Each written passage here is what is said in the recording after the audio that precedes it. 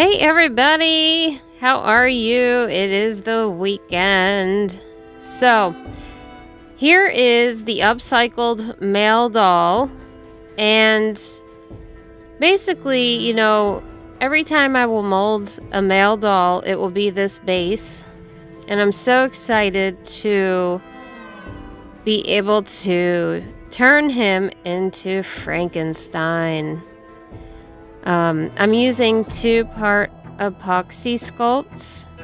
It is equal parts, and it self-hardens, and it helps things stick with just a tiny bit of water. If you use too much water, it gets sloppy and messy. And so I am using a silicone tipped tool for minis that I got from More Studio. All the tools that I'm using are from More, as well as his shoes. So I'll be sure to put their website in the link. And so I'm using that sculpting tool with water to kind of smooth and blend in the edges to be seamless with the base armature.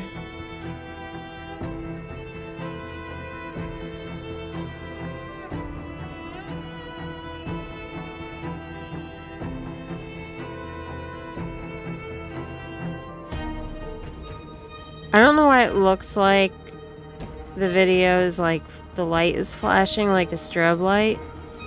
I don't know. So this little spoon tool, I use that when it was still a little soft, but it was like almost cured, is when I sort of do the detail. And and less is more always. You don't want to go too crazy, especially with miniatures, because it might make it look a little cartoony. I don't know. Is it cartoony? I don't know the word. I'm tired, but so here, I was trying to do the eyelids, and it just wasn't working. I got annoyed and I moved on to something else. And I come back to his eyelids later.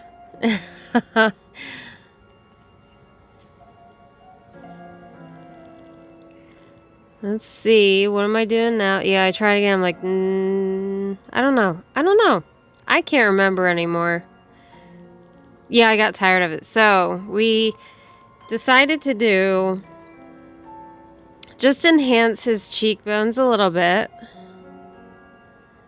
So that way it will create the effect he's more sunken in. So I don't have to sand or dig into the sculpture more and then weaken it. I don't want it to be weak. I want it to be nice and strong. And just that tiny little bit just is perfect. Perfect little touch.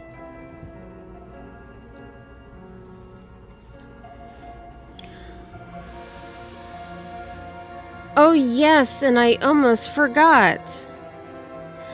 So I sculpted a life-size Frankenstein in special effects makeup school, and I turned him into an animatronic where, his mouth is moving, his eyes are moving. I don't have video of that. I lost it, unfortunately.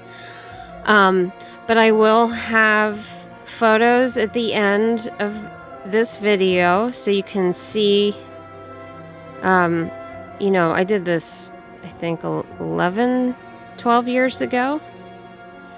I absolutely love Frankenstein.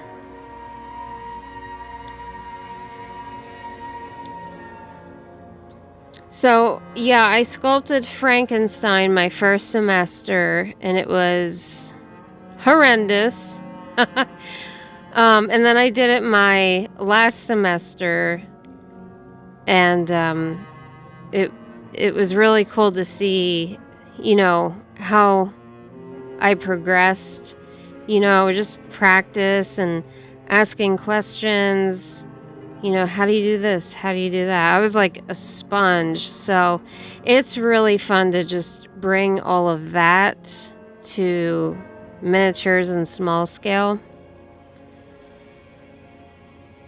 And I'm getting the back of his head, sculpted here.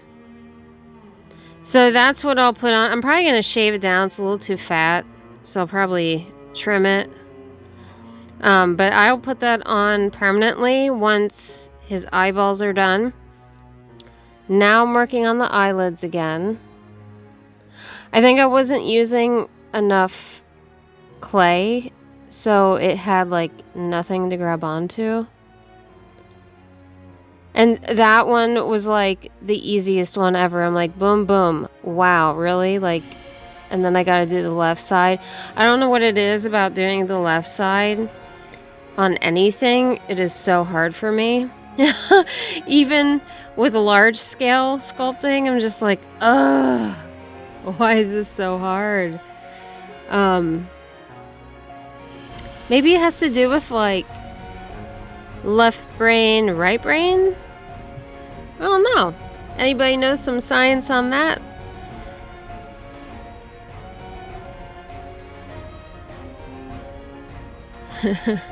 Yeah, you could see that I messed with the left for so long. It's kind of boring, sorry.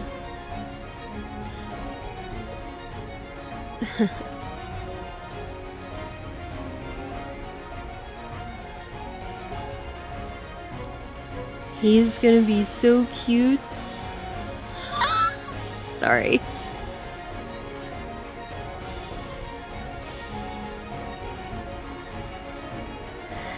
All right, so... Oh, yes, and the staples. Those are really fun. Because, like, his square little head is hard now, so... That's another reason I love epoxy sculpt, because you can, like, let a layer cure and then add to it, or sand it after it's cured. It's just fun and versatile. Sometimes, I watched a kid actually sculpt something. I can't remember what it was. I think he was like, he popped off the covers of a Rubik's Cube and stuffed it with epoxy sculpt. And he put it in the oven for on low for 20 minutes. So when I don't want to wait 24 hours, I pop the whole doll in the oven on very low heat. It will not melt the plastic or the resin because it's not hot enough. I do it the lowest setting on the oven. And, depending how thick the clay is, I'll do like 20, 25 minutes. So I'm using super glue and dumping baking soda to create like the autopsy scarring. I don't know if he had it. You can't see because of his t-shirt, but I went ahead and did that anyway, and then like the stitching of different body parts. So there's Frankie. What will be next is painting him, doing his hair, doing his jacket, the shoes. I added Warbler. It's this material you heat up. There is the Frankenstein I sculpted with Chavant clay. That is the inside armature with the eyeballs that I made and the teeth. This is the foam latex pull of it. Painted the whole thing with Pax paint and haired it. So stay tuned for what's next on Frankenstein, guys. Thank you so much for being here.